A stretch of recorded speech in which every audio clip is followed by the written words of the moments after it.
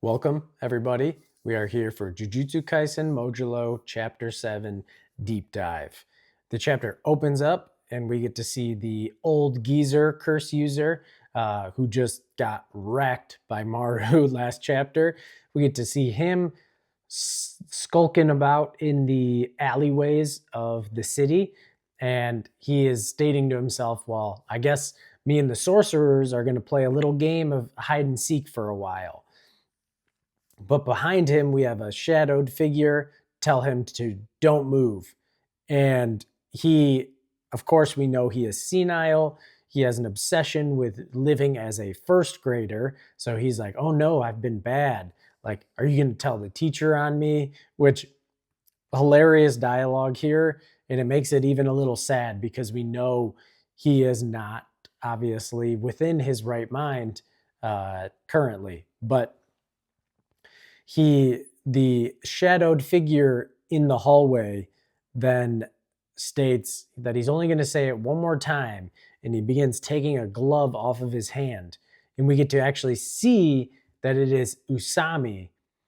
And he says, he puts his hand over his mouth, and he actually has the fangs, the snake eyes and fangs, the cursed speech mark of the Inumaki clan.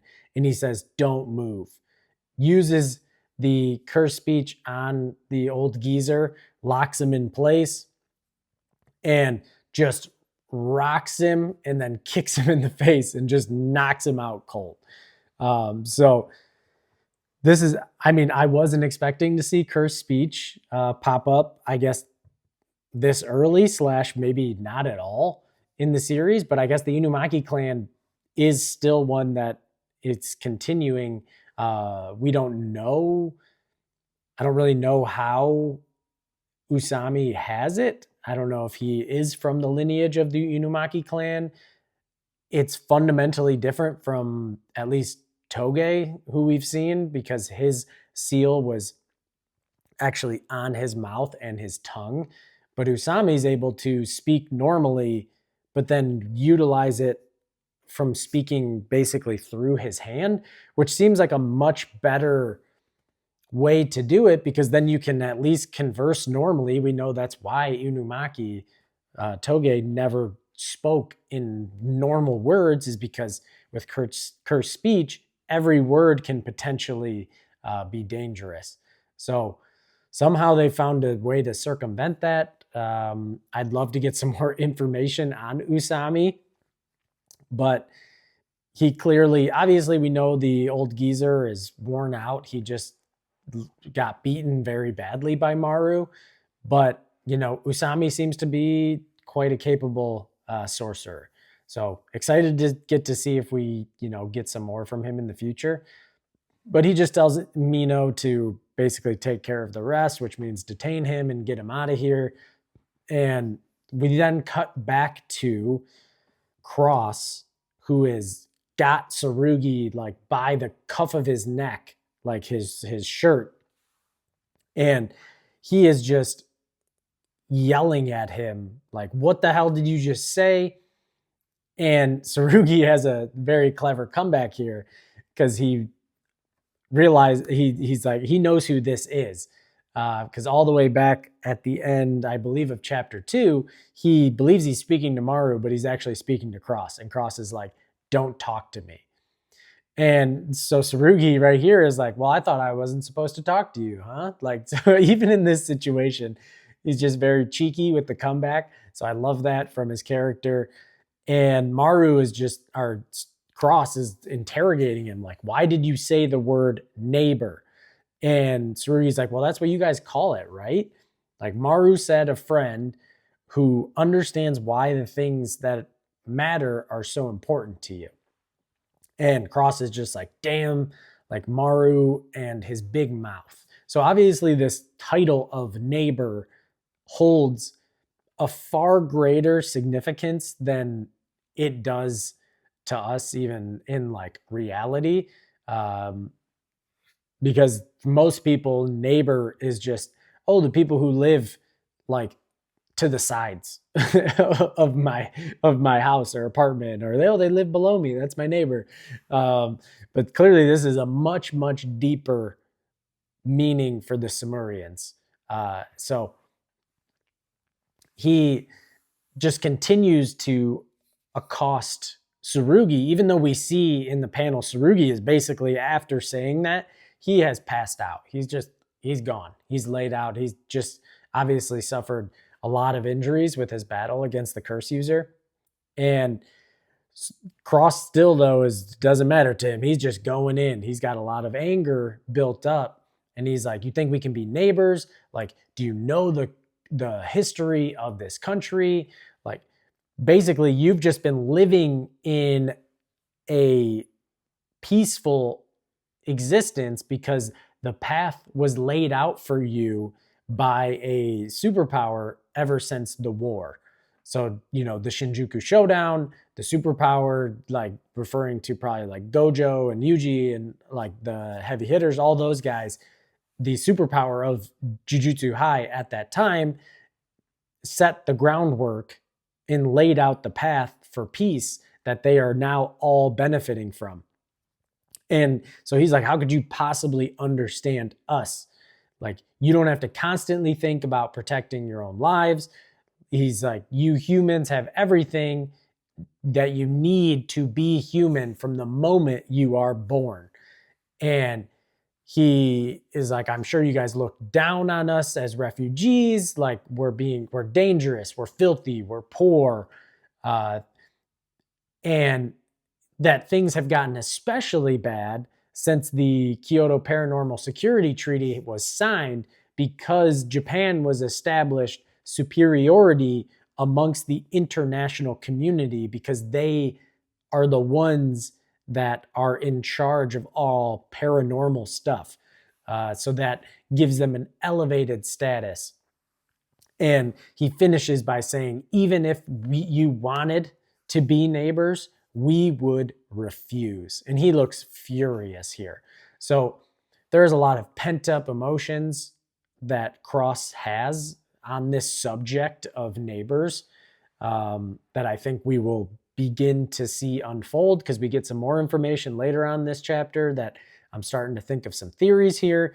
But we kind of skip some time ahead because we see Usami show up to the scene and, address Dispatch Officer Cross.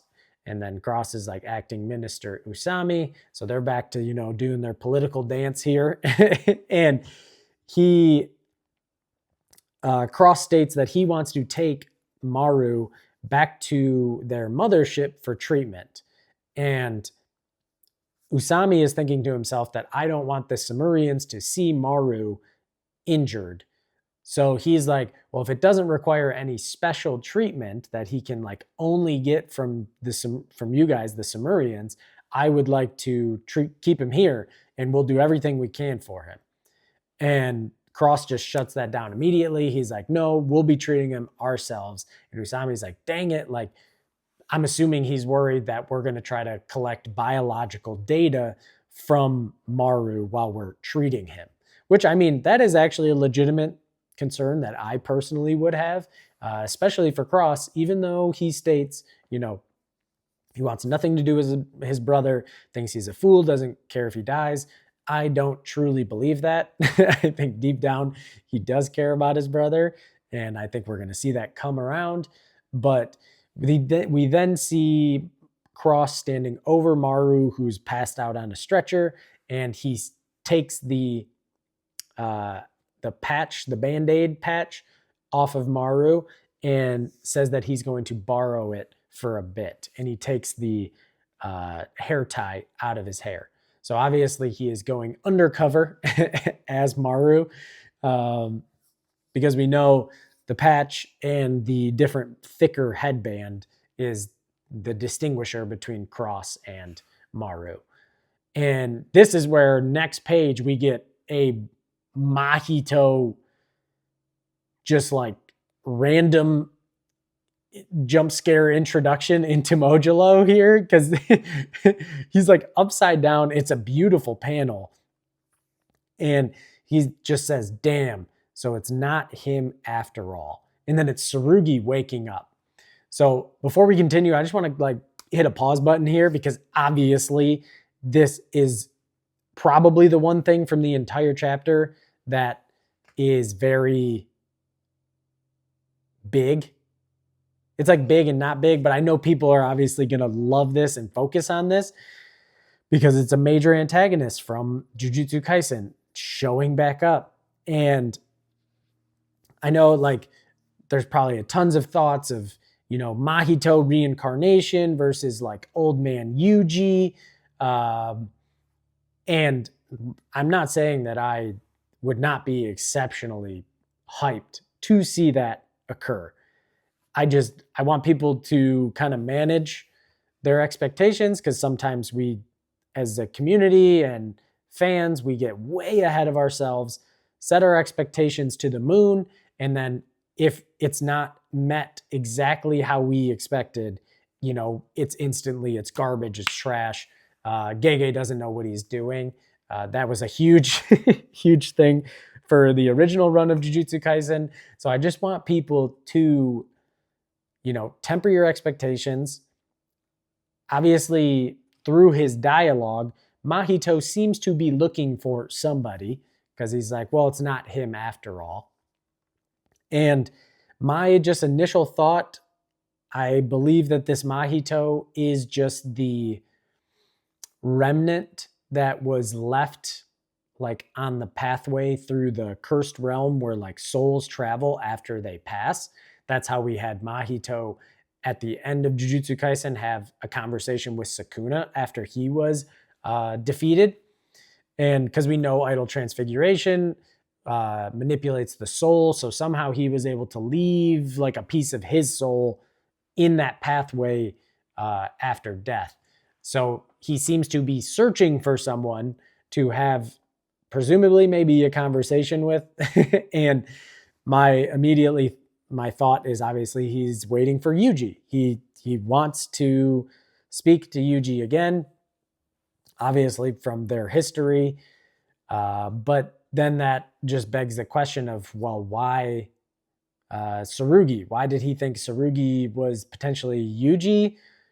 So I don't know. There might be something deeper here with Mahito, but I'm trying to keep my expectations tempered. I just love that we even saw him regardless in this chapter. So I take that as a massive W. And any further involvement in Modulo that he has, I'm here for. I don't think it's like, oh, Mahito is now the final villain of Modulo. I don't think that's the case. I still think the big fight is going to be against Dabura, the leader of the Sumerians. So just wanted to throw my thoughts out there on Mahito's little guest appearance this chapter. But then we see that Maru comes into Tsurugi's room. He's like, hey, are you okay? But immediately Tsurugi's just like, how's Yuka? And he's basically like, oh, she seems fine. And he is playing the part of Maru. So he's like, oh, I heard Cross was here. And Tsurugi's like, yeah, is he always like that? And so Cross, as Maru, is like always like, what? He's intrigued. And Tsurugi's like always pissed. Like, is he always pissed off? And Maru, Cross is like, no, he's not. So I love this because it's obviously him. So he's just having to play it off and not get personally like feel like he's being attacked. But this is where Tsurugi actually apologizes to Maru and just says like he was being, just being very like sorry for accusing him of plotting, and barging onto someone else's turf. Like he's like, I was being closed-minded, and I'm sure you guys have your own reasons. So he's now, instead of viewing things through his perspective or his perception, he is now getting his worldview and his perception expanded by looking at the actions through Maru and the situation of the Sumerians. And he's now able to have some empathy and be a little more open-minded. And he asks him if he was punished because he had to use his curse technique, and he's not supposed to, and he got hurt. but he's just like, oh, not yet. But then here in comes Yuka, and she comes in, and you know, she's like, oh, I heard you were amazing back there, Maru. And Tsurugi's like, yeah, you could pass for a grade 1 sorcerer easy, which is 100% true. And she's like, wow, for real? Like, you little show off. So I just love the dynamic that they all have. Obviously, this is Cross and not Maru, but I do love Tsurugi and Yuka's personalities as characters. And so they're like, oh, what should we, you know, do? Like, it's today, right? And he's like, yeah, like, and this is where Tsurugi asks Yuka, like, hey, what, like, I can move just fine. So what the doctor say for you? Like, he's like, I can't believe you ran out of stamina so fast. Because we know last chapter when they fought the geezer, or 2 chapters ago when they fought the geezer, even just after one rush of using her abilities and close combat, she was like totally tuckered out. And she just kind of brushes it away and is like, I'm fine. I was just a little off my game. That's all. And he's like, all right, well, let's go. And Cross is like, go where? And they're like, the place you've been begging us to go. And it's the amusement park, which is hilarious because Cross is absolutely not interested in going here whatsoever. So he just looks bored on all the rides, the snacks, everything. He's like, dang it, Maru, why did you not put this on your calendar? So they got like Google calendars that they share apparently. And this was not something that Maru put on it. And probably because he didn't want anyone to know, you know, he's supposed to be doing his job as an envoy and he just really wants to go to the amusement park. So this part is just really funny. But this little kid's walking by with a little jack-o'-lantern balloon. They lose it. They let it go without realizing, and Cross immediately grabs it, returns it to the kid, and the kid's just like, where's mommy? And they're all like, oh my gosh, like, where's mommy? No, we have the cliche of the lost child. So Yuka sends off both Tsurugi and Mino to go to the lost kid desk, and they run off. And basically, then the kid starts to cry a little bit, obviously, because he's scared. He lost his mom. And immediately Cross is like, what's there to cry about? It's not like your mom's dead. So just like be quiet and sit still. It's just a savage. And this obviously makes the kid bawl even harder. But then Maru or Cross decides to, I guess in the only way he thinks of being able to cheer him up, he kind of just decides to aura farm and just like does this crazy front flip. Even though he like threw popcorn and did a front flip and then he catches it all cool. And they're like, oh, everyone's like, wow, does he work here? Like, because he basically is doing acrobatics just out of nowhere. But Yuka's like, well, she just does a backflip all of a sudden. She's like, oh, I can do that too. Like, don't get cocky. And then the mother shows back up. She finds the child, and the kid says thank you to Cross, and he gives the balloon that he had to Cross, I guess, as a, you know, a gift for helping him out. So this is something very sweet, obviously, from a young earthling child to Cross. And deep down, he probably, you know, felt a little bit of joy towards it, even though he won't show it on his face. And he's kind of looking at the balloon and it says Happy Halloween on it. So he asks, well, Halloween, like it's a question mark. He's like, what's that? And it's basically explained that it has Christian roots and it was started as a different religion. And he asks like, oh, is Christianity the religion that earthlings follow? And she's like, no, like I think it's around 20 to 30% of the world. So it's not like one religion for the entire planet. And she says the Japanese are kind of all over the place when it comes to religion. Like they follow Buddhism, Confucianism, and Shinto, but they've also adopted more commercial. They basically adopted the commercial holidays from overseas as well on top of it. And Cross asks her, so you don't believe in a God? And she says, not sure on that one, but I personally don't, at least. Like, so she doesn't believe in a God. And she asks him, like, what about you, Cross? And he shows a little bit of surprise because obviously Yuka has figured out immediately that this is not Maru, it's Cross.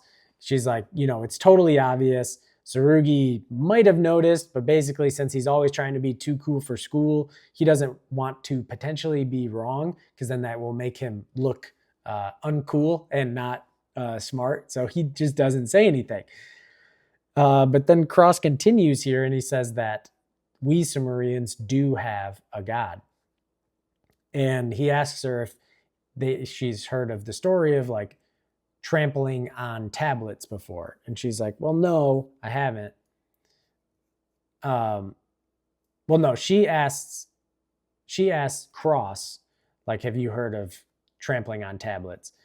And she's like, well, back in the day, Christianity was forbidden in Japan.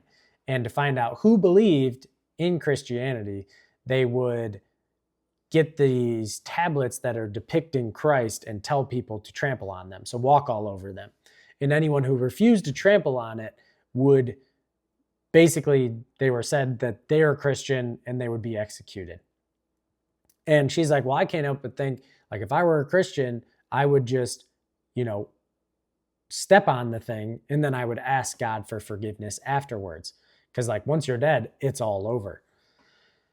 And Cross is just basically, then he brings up a counterpoint of, well, if it wasn't a tablet and it was actually a living thing, it was alive, could you trample on it? Which is a great question because she's like, I never thought about it that way. Because to some people, religion is not just a text. It's not just a belief. It's more visceral than that. It feels like a spirit, an energy, an entity, an actual thing that is not tangible, but like they believe it to be there. So you could view it as something that were alive. And he's like, you finally understand it. You and your brother are both shallow-minded. Like he says, humans like you have trampled on our way of life without even realizing it. Sometimes by just standing idly by, sometimes by outright stealing from us. So I just want to pause here because this is very interesting to me. Because he says that humans like you have trampled on our way of life, almost as if it's previously happened. But this is the first time they've arrived on Earth. So is he insinuating or saying that there are other humans out there in the universe of Jujutsu Kaisen? Like, is that confirmation that there are other human beings out there that have come across the Sumerians and have apparently trampled on their way of life? His wording here is very interesting to me. It's like they're dropping little breadcrumbs, but it's not enough to actually get like a full picture. So I'd love to know down below what you guys kind of think about his dialogue here. But he continues saying, like, I'm not saying that those who have been stolen from have the right to steal from others, but when you've been robbed, the temptation to steal in the future, like that temptation to steal back, it lingers and it is very strong afterwards, which I completely understand. It is, you feel, the need to right the wrong that was done to you, even though you're not justified in it. It still, regardless, is a visceral feeling that sticks and lingers and is very strong. So he's like, you should basically be prepared for that. And Yuka thinks like, did he just declare war on us right now? And she's like, I'm just going to pretend that I didn't hear that. And she's like, well, this is actually perfect because I got to go somewhere tomorrow. And I want you to come with me because I think you might change your mind about that. And he's like, where? And she's like, to get my second opinion. Second opinion, obviously, regarding the doctors. And we get to see a short little blip here of Yuka at the Kyoto General Medical place, and it's a scan of her brain, and then there's a white dot like in the middle of it. And we see her talking to the doctor. Cross is just standing behind her, and they come out of it and they're walking across a river on like these stones. And she says, like, I couldn't really follow what he was saying. She's like, I've never even heard of this illness before. And our Cross is like, so it's not cancer. Like, I hear that's a common thing amongst Earthlings. And she's like, I don't know. Like, is a malignant tumor different from cancer? The big problem is that it's in her brain. And, you know, she says that she figures the headaches she was having were not normal, but only 6 months to live is pretty harsh. Which, oof, like, she just found out she has a terminal illness. She has a malignant tumor inside her brain, and she has 6 months to live. And honestly, her demeanor in reaction to it is all very calm, mature, accepting. Like, because you don't really know until you're put in a situation like that, which I hope myself and none of you viewing would ever be in this situation, or nobody you know, but it is a reality of the world that we live in. And you never know how you would react until obviously it happens. But I think Yuka, for a 16-year-old girl, is accepting it exceptionally well.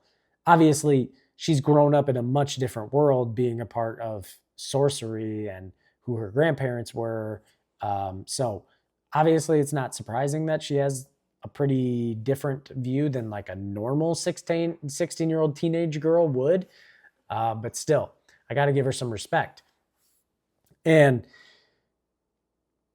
Cross asks her, like, why did you bring me along? And she just says, well, I hate going alone and I didn't want to be pitied. She knew that even though her situation is dire and it is terrible, she knew she would get no pity from Cross. Because a lot of times when we're facing difficult things, we don't want to be pitied. We want someone who can be there and stand there with us for it, but not pity us. Because pity makes us feel small, weak. And I think that's great realization from her, that she knew Cross with his situation and his obvious disdain for humanity, that he's not going to pity her. So he's like, well, since you don't want to be pitied, like, I'll be blunt. Like, even though you have 6 months left, your heart basically just died in this moment, because no matter what you do, it'll never be moved like it was before you found out this information, before you got this diagnosis. Because the things that made you smile, like your favorite food, music, all of that's like beautiful scenery, none of it will matter, because basically you're just going to view it as, well, I'm just going to die soon anyways, so why does it matter? Very nihilistic type of view, which if you get a terminal diagnosis, I can understand why a lot of people most likely do become nihilistic, because now nothing holds beauty anymore. Because if you do view it as beautiful and things that you want to hold on to, you already know that your time is limited. So it's going to only make you hate your situation more. And he's like, and from there, like, basically the fact that you know you're going to die anyway, so you can't, your heart's not going to be moved. Like, it's just an endless cycle of throwing away the precious moments of the rest of your life into a pool of hatred and thinking, like, why did this happen to me and not him or somebody else? And this is just a great point. This chapter just has phenomenal character development, but also the conversations are so relevant to human psychology and like human behavior, that all of these things are true even in the context of our reality and can be applied to so many different people. But Yuka just comes back with like, oh, is that how it is for you? Basically this endless cycle of throwing things away, being in the cycle of hatred, and, not being moved by anything anymore. And he answers just quite bluntly. He's like, yes, you've had your future stolen from you too, Yuka Okotsu.